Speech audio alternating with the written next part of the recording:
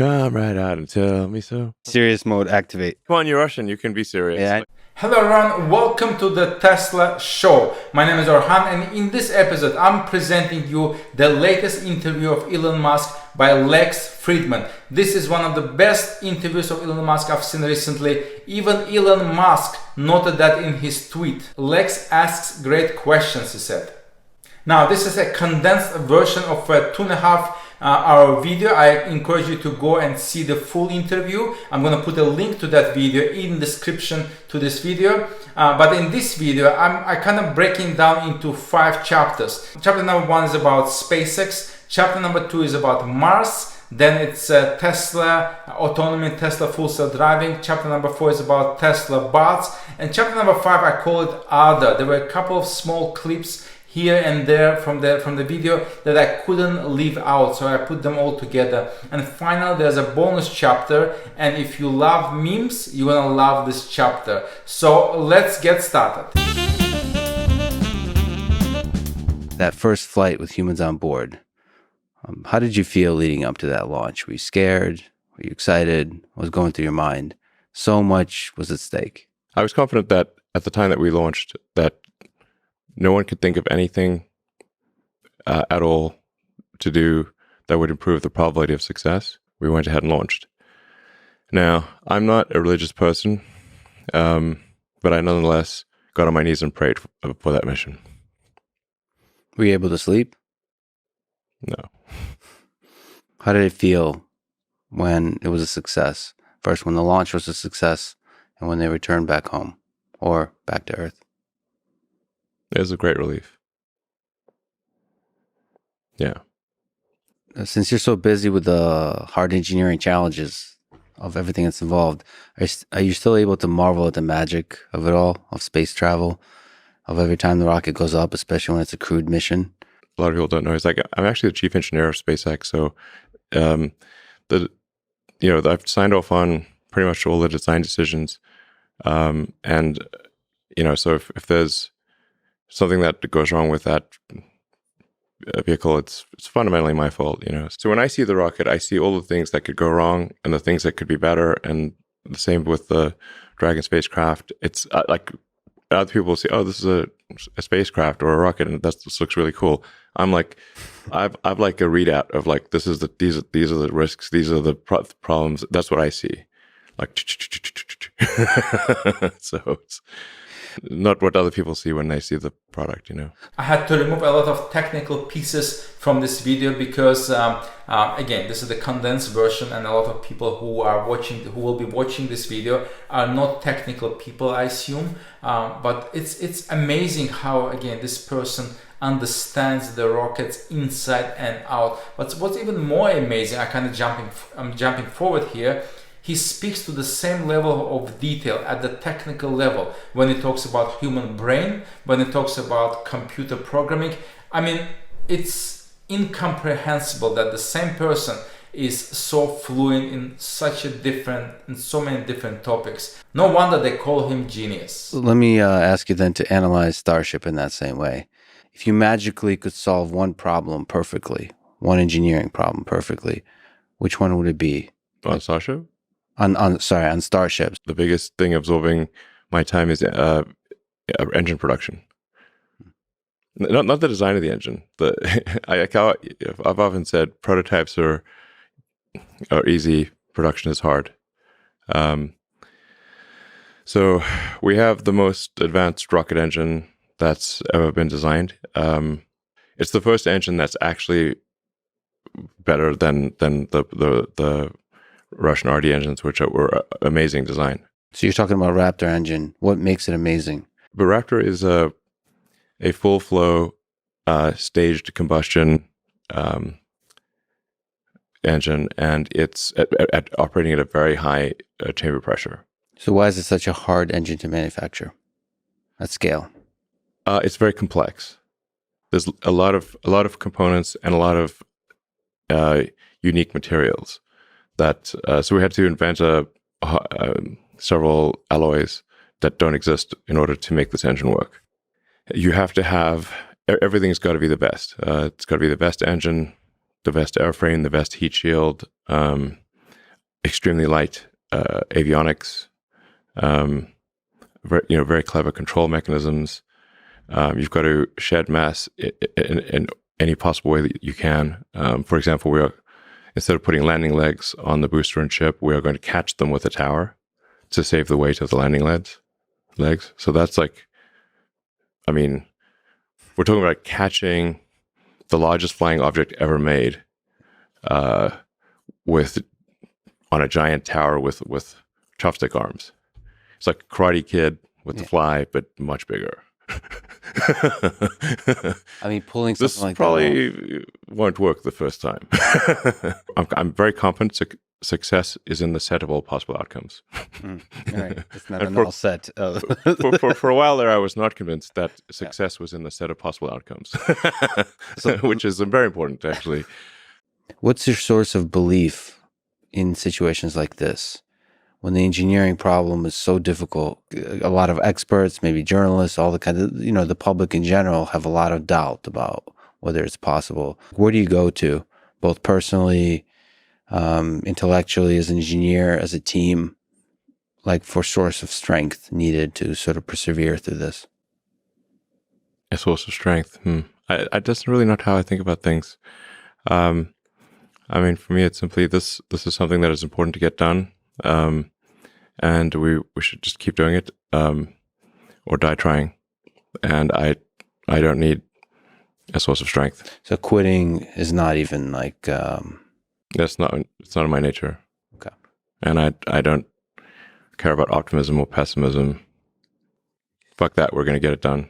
Wow, it's interesting to see how Elon Musk thinks, isn't it?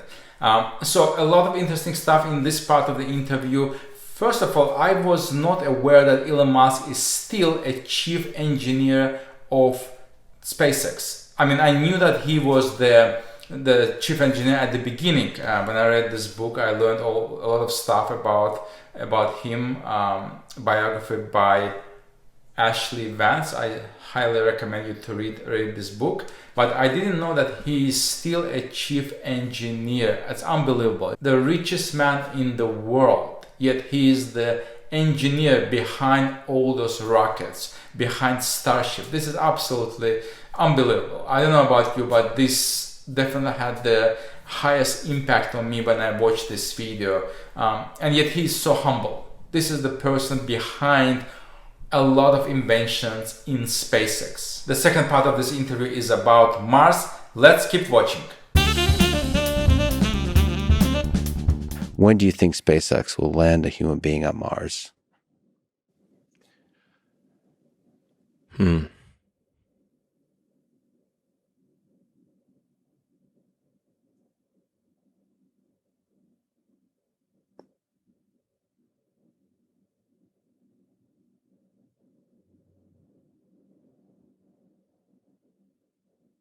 Best case is about 5 years. Worst case, 10 years.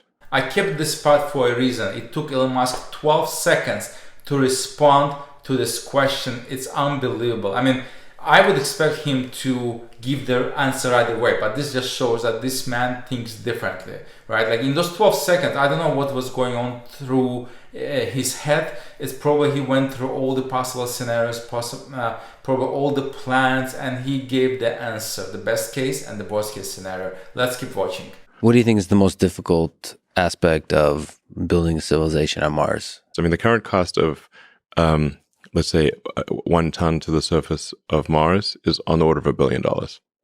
This is obviously way too expensive to create a self-sustaining civilization. So we need to improve that by at least a factor of 1,000. $1 million per ton? Yes, ideally much less than $1 million a ton. The self-sustaining part is important. Like it's just the key threshold. The great filter will have been passed when the city on Mars can survive even if the spaceships from Earth stop coming for any reason. So we're going to get a Mars city to the point where it's self-sustaining. I'm not sure this will really happen in my lifetime, but I hope to see it at least have a lot of momentum. And then you could say, okay, what is the minimum tonnage necessary to have a self-sustaining city? And there's a lot of uncertainty about this. So you could say, like, I don't know, it's probably at least 1 million tons. I know you're focused on getting to Mars, but once we're there on Mars, what form of government, economic system, political system do you think would work best for an early civilization of humans? Well, it would be a new frontier and an opportunity to rethink the whole nature of government, just as was done in the creation of the United States. I mean, I would suggest having direct democracy, like people vote directly on things, as opposed to representative democracy. So representative democracy, I think, is too subject to special interests and, a coercion of the politicians and that kind of thing. So I'd recommend that there's just direct democracy. People vote on laws. The population votes on laws themselves, and then the laws must be short enough that people can understand them. So I think, like, I don't know, for Mars or whatever, I'd say, or even for, obviously for Earth as well, like, I think there should be an active process for removing rules and regulations and questioning their existence. There's some chance, we've talked about political systems on Mars, that Dogecoin is the official currency of Mars at some point in the future. Well, I think Mars itself will need to have a different currency because you can't synchronize due to speed of light. Mars is at closest approach, it's 4 light minutes away roughly, and then at furthest approach, it's roughly 20 light minutes away, maybe a little more. So you can't really have something synchronizing. If you've got a 20-minute speed of light issue, if it's got a 1-minute blockchain, it's not going to synchronize properly. So Mars would. I don't know if Mars would have a cryptocurrency as a thing, but probably seems likely. But it would be some kind of localized thing on Mars. Wow, among all projects that Elon Musk is involved with, this particular one, colonization of Mars, is the most unbelievable one. I can't believe that it's going to happen, but at the same time, knowing Elon, I have a confidence that it's going to happen within the next couple of decades. Yes, so even though I can't believe, but I still can't believe that it's gonna happen. What do you think, guys? Let me know in the comments below your opinion about the whole Mars colonization project. Tesla Autopilot has been through an incredible journey over the past 6 years. Tesla Autopilot AI team is extremely talented. It's like some of the smartest people in the world. What are some insights you've gained over those 5-6 years of Autopilot about the problem of autonomous driving? I thought the self-driving problem would be hard, but it was harder than I thought. It's not like I thought it would be easy. I thought it would be very hard, but it was actually way harder than even that. To solve self-driving, you have to solve. You basically need to recreate what humans do to drive, which is humans drive with optical senses, eyes, and biological neural nets. But the question is, what aspects of human nature do you have to encode into the machine, right? So you have to solve the perception problem. Like, what do we even look at when we drive? What do you think is the hard part in this whole beautiful, complex problem? So it's a lot of freaking software, man. A lot of smart lines of code. Your brain is doing an incredible amount of processing and giving you an image that is a very cleaned up image. Like when we look around here, we see, like, you see color in the corners of your eyes, but actually your eyes have very few cones, like cone receptors in the peripheral vision. Your eyes are painting color in the peripheral vision. You don't realize it, but their eyes are actually painting color, and your eyes also have like this blood vessels and all sorts of gnarly things, and there's a blind spot. But do you see your blind spot? No, your brain is painting in the blind spot. The brain is doing a crazy amount of post-processing on the vision signals from your eyes. It's insane. Once you get all those vision signals, your brain is constantly trying to forget as much as possible. So human memory is perhaps the weakest thing about the brain is memory. So because memory is so expensive to a brain and so limited, your brain is trying to forget as much as possible and distill the things that you see into the smallest amounts of information possible. You need to like establish vector space and then actually have predictions for those vector spaces. Imagine there's like a large truck or something blocking sight. But before you came up to the truck, you saw that there were some kids about to cross the road in front of the truck. Now you can no longer see the kids, but you need to be able. But you would now know, okay, those kids are probably going to pass by the truck and cross the road, even though you cannot see them. So you have to have memory.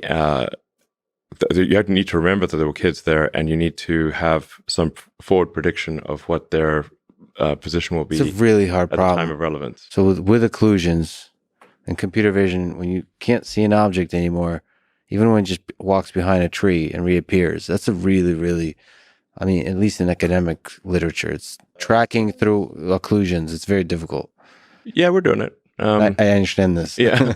So some of it, It's like object permanence. Like the same thing happens with the humans with neural nets. Like when like a toddler grows up, like there's a point in time where they have a sense of object permanence. So before a certain age, if you have a ball or a toy or whatever, and you put it behind your back and you pop it out, if they don't, before they have object permanence, it's like a new thing every time. It's like, whoa, this toy went poof, disappeared, and now it's back again, and they can't believe it. And that they can play peekaboo all day long because the peekaboo is fresh every time. But then we figure out object permanence. Then they realize, oh no, the object is not gone; it's just behind your back. when do you think Tesla will solve level 4 FSD? I mean, it's looking quite likely that it will be next year. And what does the solution look like? Is it the current pool of FSD beta candidates, they start getting greater and greater as they have been degrees of autonomy, and then there's a certain level beyond which they can do their own, they can read a book?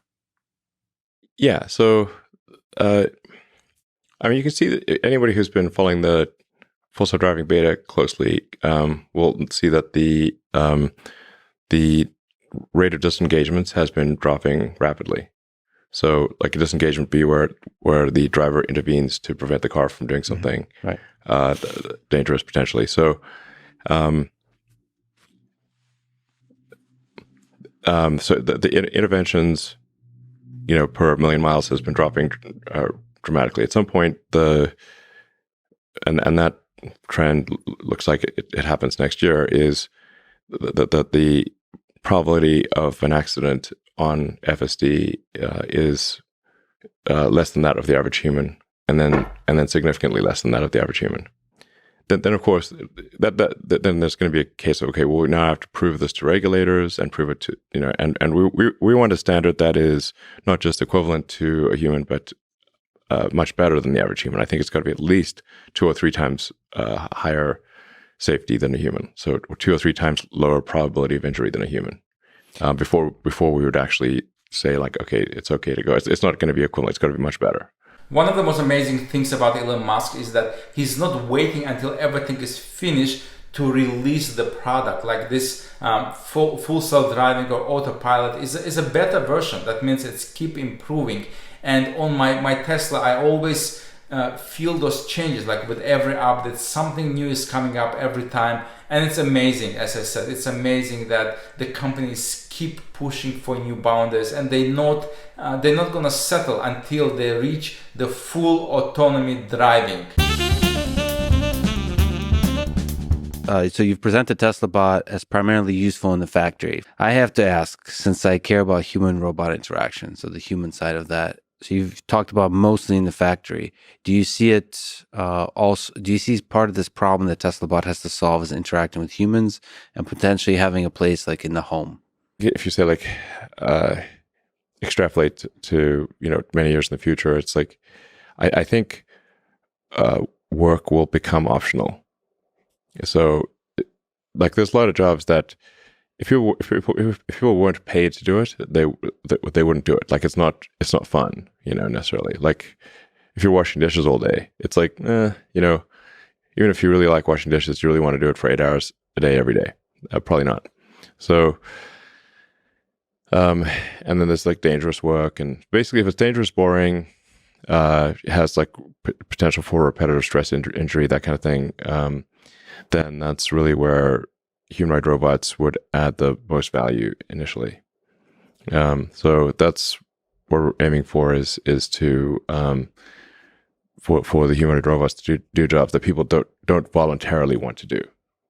And then we'll have to pair that obviously with some kind of universal basic income in the future. So I think. So do you see a world when there's like hundreds of millions of Tesla bots performing different tasks throughout the world? Yeah, I haven't really thought about it that far into the future, but I guess that there may be something like that. There seems to be a huge opportunity to also have robots that decrease the amount of loneliness in the world, or help us humans connect with each other. So in a way that dogs can. Do you think about that with Tesla at all, or is it really focused on the problem of performing specific tasks, not connecting with humans? I mean, to be honest, I have not actually thought about it from the companionship standpoint, but I think it actually would end up being, it could be actually a very good companion. And it could, you develop like a personality over time that is like unique. Like, it's not like they're just all the robots are the same. And that personality could evolve to be, match the owner or the, whoever, I guess the owner, whatever you want to call it, the companion, the other human half, right? In the same way that friends do. So yeah, I think that could be something that it probably would happen. But our initial focus is just to make it useful. So I'm confident we'll get it done. I'm not sure what the exact time frame is, but we'll probably have, I don't know, a decent prototype towards the end of next year or something like that. And it's cool that it's connected to Tesla, the car. It's using a lot of, it would use the Autopilot inference computer and a lot of the training that we've done for cars in terms of recognizing real world things could be applied directly to the robot. So this Tesla bot project is a perfect example of why so many Wall Street analysts don't understand Tesla as a company. They think it's another automaker company. Yet Tesla is so much more than just an automaker. They have energy business. They now officially announced that they're going to produce Tesla bots. It's unbelievable. This is a company that is pushing boundaries not only in auto industry but also in energy industry, in AI industry. It's going to be absolutely insane. If you haven't seen my video on Tesla stock predictions, definitely check it out, because it's all kind of come together when analysts out there who understand Tesla do their predictions. Check out this video if you're into investing, especially if you're interested about Tesla stock. If I sat down for a long-form in-person conversation with the president of Russia, Vladimir Putin, would you potentially want to call in for a few minutes to join in on a conversation with him, moderated and translated by me? Sure. Yeah, sure. I'd be happy to do that. When the Fukushima problem happened, due to the tsunami, I got people in California asking me if they should worry about radiation from Fukushima. And I'm like, definitely not. Not even slightly, not at all. That is crazy. I actually flew to Fukushima, and I donated a solar power system for a water treatment plant. And I made a point of eating locally grown vegetables on TV. In Fukushima. Like, I'm still alive. Okay. You tweeted that you aspire to comedy. You're friends with Joe Rogan. Might you do a short stand-up comedy set at some point in the future? I have done stand-up for friends, just impromptu. I'll get on like a riff, and they do laugh, but they're friends too. So I could try, see what happens. Would you like to see Elon perform a stand-up comedy? I would definitely love to see that. Try to be useful. Do things that are useful to your fellow human beings, to the world, it's very hard to be useful. Are you contributing more than you consume? Try to have a positive net contribution to society. I would encourage people to read broadly in many different subject areas, and then try to find something where there's an overlap of your talents and what you're interested in. The universe is the answer, and what we really need to figure out are what questions to ask about the answer that is the universe. Yeah. And that the question is really the hard part. And if you can properly frame the question, then the answer, relatively speaking, is easy. And now to the bonus chapter. To be honest, this was not my favorite part of the interview. It's about meme review, but I decided to keep it there because a lot of people are interested into memes. So I have dedicated about 5 minutes to this section. Check it out. Let me know if you like that. And as I said, you can always check the full interview by clicking the link in the description to this video. And now for something completely different. Do you mind doing a bit of a meme review in the spirit of the great, the powerful PewDiePie? Let's say 1 to 11. Just go over a few documents, print it out. We can try. Let's try this. I present to you document numero uno. I don't know. Okay. Vlad the Impaler discovers marshmallows. Yeah, that's not bad. So, you get it? Because he likes impaling things? Yes, I get it. I don't know, 3, whatever. Oh, that's not very good. This is grounded in some engineering, some history. Yeah, give us an 8 out of 10. You want to go to the next one? It's really bad. It's that 90, 180, and 360 degrees. Everybody loves the math. Nobody gives a shit about 270. It's not super funny. Yeah, I don't know, like 2 or 3. Yeah. This is not, LOL situation. Yeah.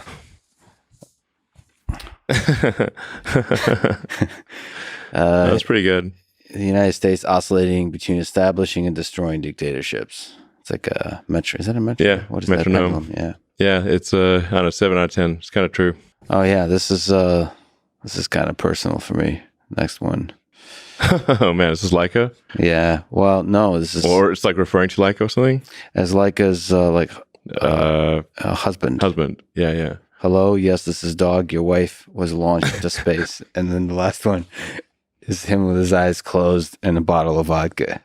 Yeah, Leica didn't come back. No. This keeps going on the Russian theme. First man in space. Nobody cares. First man on the moon. Well, I think people do care. No, I know, but there is Yuri Gagarin's names will be forever in history, I think. Oh, this is about you. Oh yeah, I'd love to get your comment on this. Elon Musk, after sending $6.6 billion to the UN to end world hunger, you have 3 hours. Yeah, well, I mean, obviously, $6 billion is not going to end world hunger. So, I mean, the reality is at this point, the world is producing far more food than it can really consume. Like, we don't have a caloric constraint at this point. What do you think that one gets? Just kidding. 2. Just going after empires. World, where did you get those artifacts? The British Museum. Yeah. Shout out to Monty Python. We found them. Yeah, the British Museum it's pretty great. I mean, yeah. Admittedly, Britain did take these historical artifacts from all around the world and put them in London, but it's not like people can't go see them. So it is a convenient place to see these ancient artifacts is London for a large segment of the world. What does that one get? Sure, 6, 7. 6. Those are like epic eyebrows. So, yeah. Sure. That's ridiculous. Give it a 6 or 7. I don't know. I like this, like Shakespearean analysis of memes. He had a flair for drama as well. Invention, great engineering. Look what I invented. Yeah. That's the best thing since ripped up bread. Yeah. Because they invented They're just sliced bread. Am I just explaining memes at this point? This is what my life has become. I mean, when was the cheeseburger invented? That's like an epic invention. President Kennedy, do you know how to put men on the moon yet? NASA, no. President Kennedy, be a lot cooler if you did. Pretty much. Sure. 6'6" or 7, I suppose. All right. And this is the last one. That's funny. Someone drew a bunch of dicks all over the walls, Sistine Chapel, boys' bathroom. Sure, I'll give it 9. It's really true. All right, this is our highest ranking meme for today. I mean, it's true. Like, how did they get away with that? Lots of nakedness. And that's it. I hope you enjoyed this video. I hope you enjoyed this shortened version of the interview conducted by Lex Fridman. Let me know in the comments below what was your favorite part on the interview. What did you enjoy most? If you haven't subscribed to this channel yet, please hit that subscribe button so you can watch other videos about Tesla. Take care.